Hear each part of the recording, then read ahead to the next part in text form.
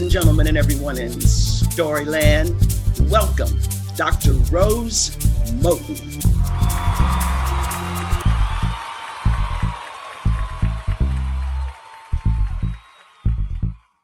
So spring 2019, and I'm having dinner at one of my favorite restaurants with one of my favorite people, Brenda Perriman.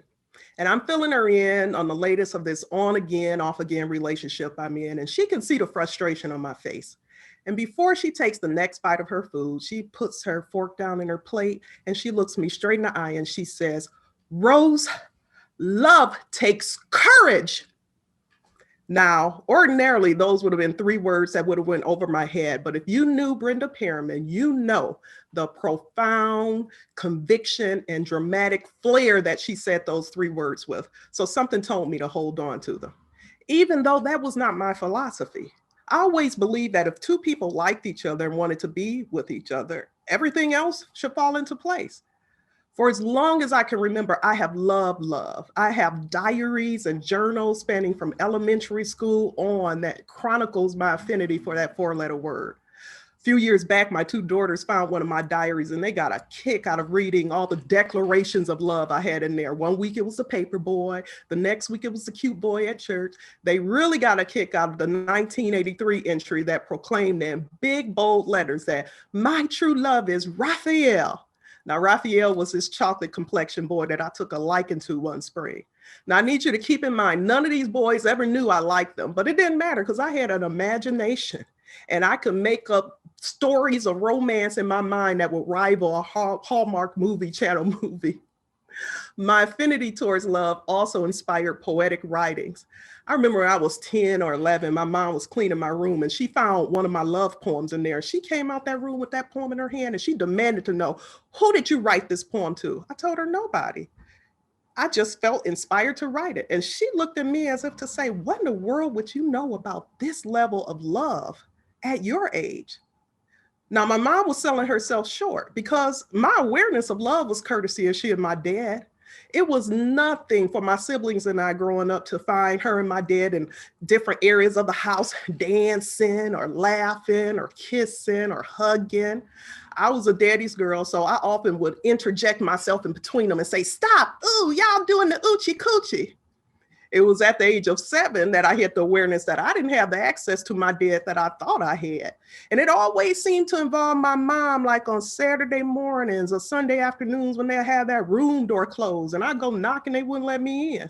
But I'd watched enough Bionic Man episodes with my father that I knew how to pick a lock. So I went to that kitchen and got that long handle fork, you know, the one with the 2 prongs. I bent one of those prongs back, stuck it in that doorknob, and voila, that door was open. Oh my God, what am I seeing? I mean, naked body parts flying everywhere. My mama flying off, my daddy, they screaming, I'm screaming, they trying to cover themselves up. I shut that door and I went and ran and hid somewhere. Later on, when I finally did get access to my dad back, I remember him whispering down in my ear, "Next time you come in the room, you knock, okay?" I said, okay. They probably blamed each other for years on who left that room door unlocked, not knowing that it was really me and a fork that did it. But you can understand when you've had this type of exposure to love early on, you believe that if two people like each other and they want to be together, everything should fall into place, right? Wrong. I've dated more people than I care to count. I've had lovers and partners tell me, "You're too happy," or "You're laughing too loud." Something as freeing and natural as happiness and laughter was unsettling to them. And when I look back on pictures, I would say, shit, they couldn't even smile in pictures, as if they did, it would be a betrayal of what they believed love was. I had one guy tell me, "Real love is having battle scars." Huh? He said, "My aunt shot my uncle when she found out he was cheating on her. And guess what? They still together. Now that's love." What? I've been married 1.5 times. Now I know you're thinking, how's it possible to be married 1.5 times? Trust my math on this. My first marriage produced 4 beautiful children.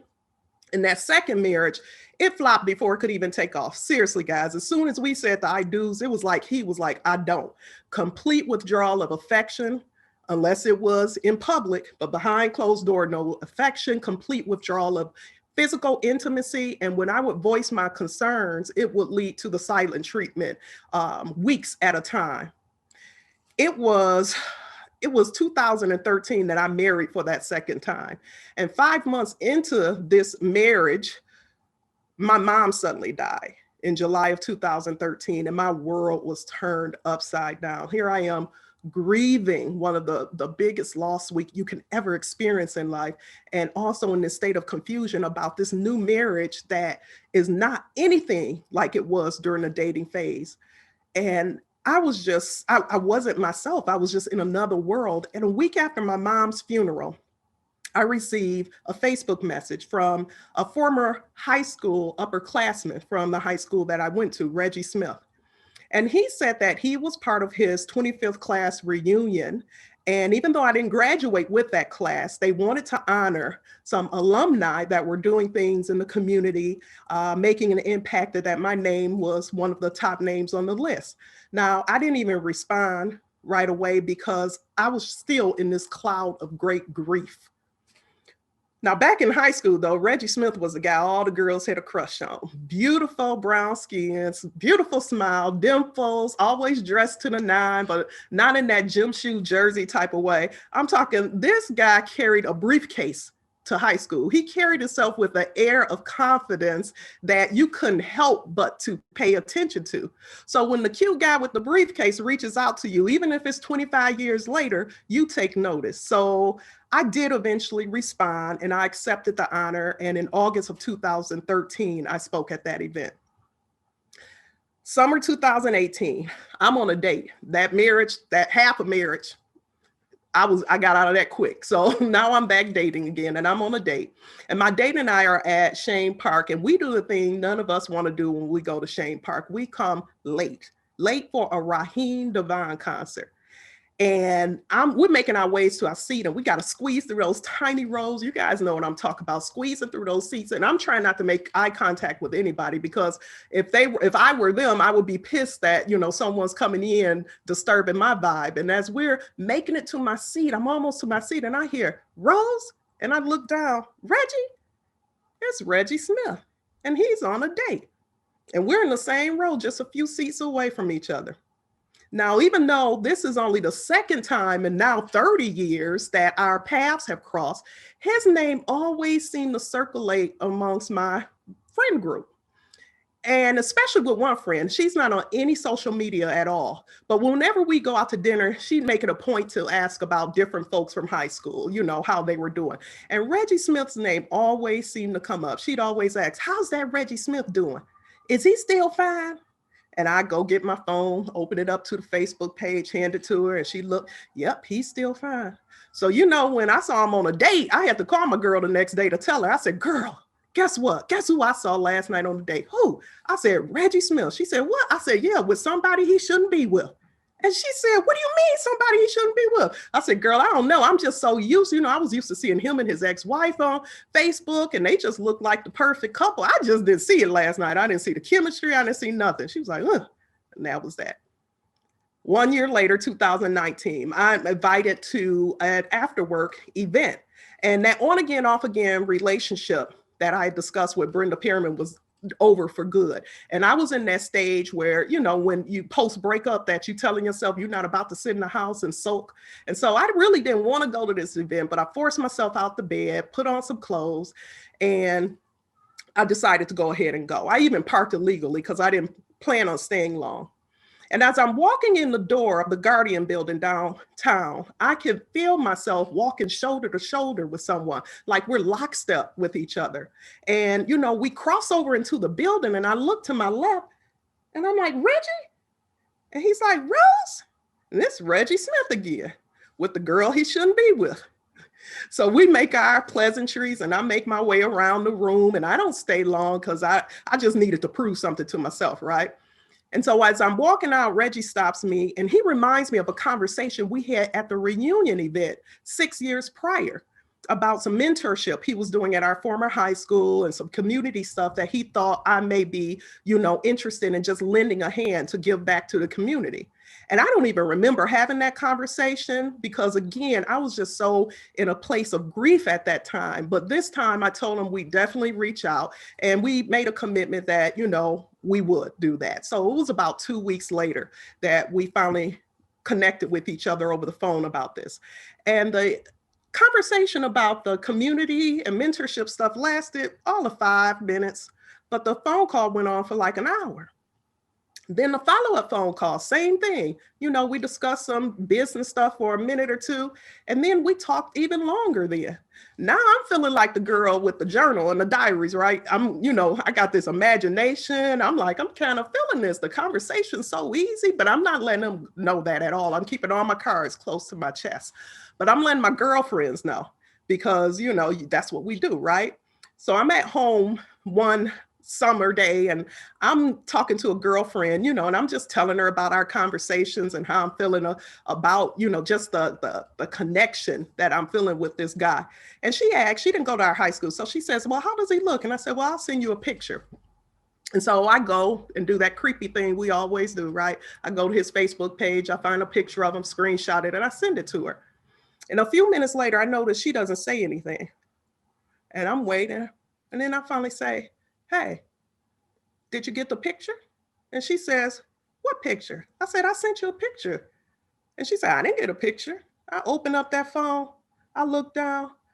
I have sent the picture of Reggie Smith to Reggie Smith. I scream. I jump up out my seat because I'm like, what did I just do? My daughters come out their room. They're like, what's wrong? She can hear the conversation. My daughters can hear the conversation with me and my friends. So they realize what I did. And now they're laughing at me, calling me all types of lames and everything. And then those 3 bubbles come up. So now Reggie has seen it and I see the 3 bubbles and I'm panicking. And my girlfriend says, just text back cute pic. And I text back cute pic. And he responds, you got a guy over here blushing. And then he follows it up with a phone call. And that conversation lasts for hours. And then it ends with him saying, we should meet for drinks. And I'm like, we should. So about 2 weeks later, we're meeting for drinks, right? And I'm getting dressed and I'm, in my head, I'm like, girl, this ain't no date. You done seen him twice out with somebody, he got a woman, but then I'm telling myself, maybe that's a cousin, you didn't see no chemistry. So that may not be his cousin, but who take their cousin to a Raheem Devon concert?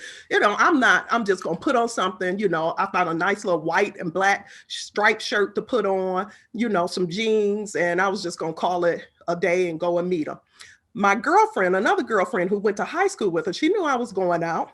And she, right before I'm leaving out the door, she texts me and says, send me a picture of what you're wearing. So I take a picture of what I'm wearing and I send it to her. Just before I'm walking out the door, she calls immediately. She said, if you don't take your butt back in that house and take off that Where's Waldo looking shirt and put on something a little bit more sexy, I'm gonna need you to sexy it up. Now I gotta preface this. This friend is a woman of a cloth. She's a reverend doctor. So when the pastor tells you to sexy it up, I had to sexy it up. But I went and I actually put on this shirt, but it was cold for June. So I decided to put on a blazer because it was cold. And plus I'm not on a date, right?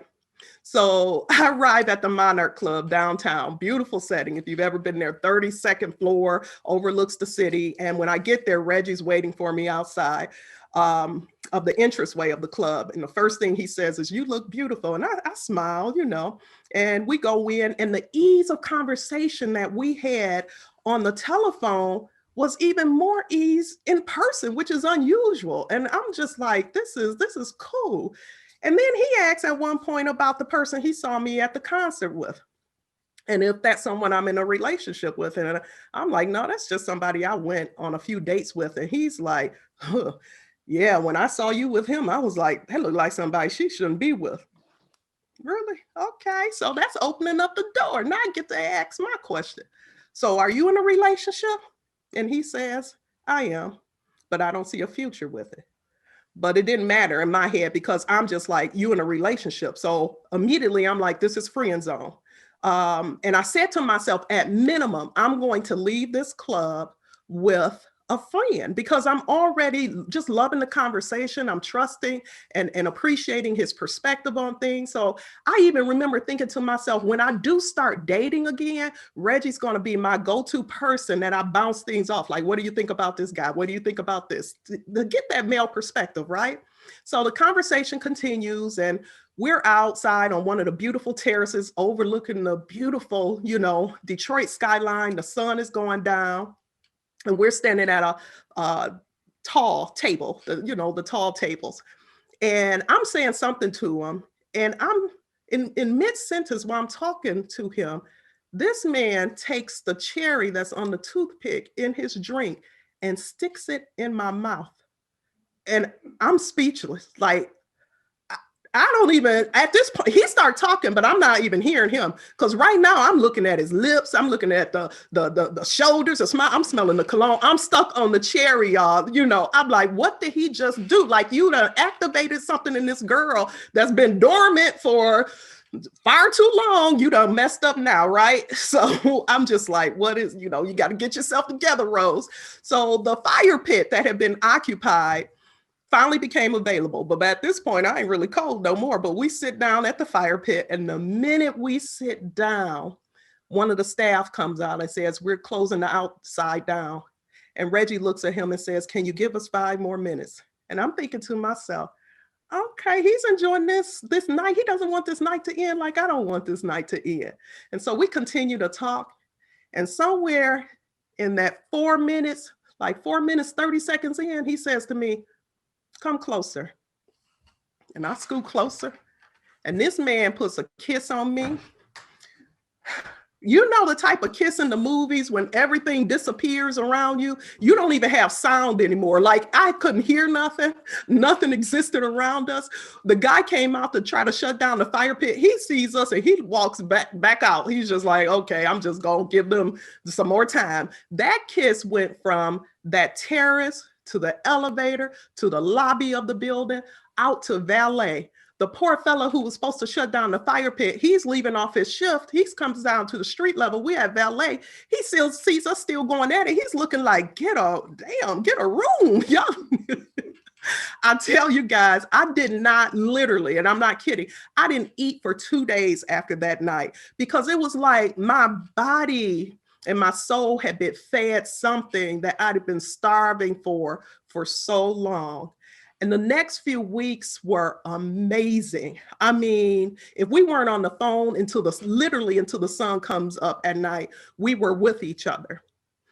And at one point, he even asked to see my center. He's like, can I see your center? And he comes to see the center. He's like, this is nice. He says, but you don't have any outside signage. You can use some crown molding in there. I'm like, well, he said, Rose, this is nice, but this needs to reflect you, and you're beyond nice. You stand out, and this center needs to stand out. I want to see you win. This man came in and transformed my transformation center. Would not take a dime for it. So I'm just like, well, damn, this is what I've been talking about. 2 people like each other, want to be together. Everything falls into place. That was until one Friday night, we on a date and his phone is blowing up for hours. And I realized it's his girlfriend. He hasn't broken things off. And that starts 5 hours of just conversation between the 2 of us. And I'm just like, what, I'm thinking it's over. And he's telling me, he's just like, that he's made choices in the past that have hurt people that he care about. And he didn't want to keep being that guy. And he says how my coming into his life blindsided him. He never believed that he could have a relationship that would check off all the boxes. And in addition to not wanting to hurt someone that he did care about, he questioned if what we were experiencing, if that could even sustain. I could see the fear in his face and I understood. But at that time, I flashed back to all the times I never advocated for myself, all the times that I stayed in relationships far longer than I should. And I knew what I had to do. So it was like we talked until about 5 o'clock in the morning, and Reggie gets up to leave. And he says to me, he says, I'll give you a call later on today. Okay. And I said, no, you won't. And he looked at me as if to say, what do you mean, no, you won't? And I said, I don't ever want to hear from you again unless you've ended things completely with her. And I closed the door. And that was it, you know. I had girlfriends already scheduled to come over for breakfast the next morning. So it was no point. It's like after 5 in the morning now, no point of me going to sleep. So I'm up just preparing for them and I'm self-soothing myself. I'm like, Rose, you done been through things. You done been through 2 divorces. You'll get through this. You done buried parents. You raise kids on I'm pumping myself up, but I'm really hurt because I've never felt like this with anyone before. And for it to be over like this, it just hurts so bad. My girlfriends come and they're sitting around and I'm telling them how it's over. And they're looking like, we just saw y'all together last night. But they're used to the story, right? Because, relationships, as far as they know for me, have ended. I don't stay in anything that doesn't work for me. And as we're sitting at the table talking, it's about 10:30 in the morning. And I get a call from Reggie Smith. And he's calling me to say that he's ended things totally with her. And he says that he'd never experienced feeling what he feels with me with anyone else. And he owed it to everybody, to be honest. He also said that he had to tell himself that he was not only worthy, but deserving of a love, in his words, that he could truly enjoy and not just endure. It's been nearly 2 years now, and that chemistry and passion that we felt on that first night at the Monarch Club, it's expanded, right? I mean, it's just such an amazing experience. I thank God every single morning. People notice it too. We'll be on airplanes and airports, and people come and stop us and comment on what they feel, when they watch us. We'll check into hotel rooms only to have them upgrade us to $5,000 a night presidential penthouse suites. I mean, even the editor of Beautiful Machine magazine reached out to me and wanted to use our picture on the cover of his magazine for his Thankful for Love edition. In one of the last conversations I had with my dear friend Brenda Perriman before COVID-19 so unexpectedly and tragically took her life, she said to me, Rose, I'm so happy that you're in love with someone who truly adores you. She'd had an opportunity to spend some time with Reggie and I. And in true Brenda Perriman fashion, she had to finish that up with, and he fine too, girl. Rest in eternal peace, Brenda. But she was right. Brenda Perriman was right. Love takes courage. The courage to put yourself out on a limb without any guarantees. The courage to risk being hurt. I showed courage. Reggie showed courage. And now I'm experiencing that love that I wrote about as a young girl. And I'm experiencing not just with a wonderful lover, but my best friend. Thank you.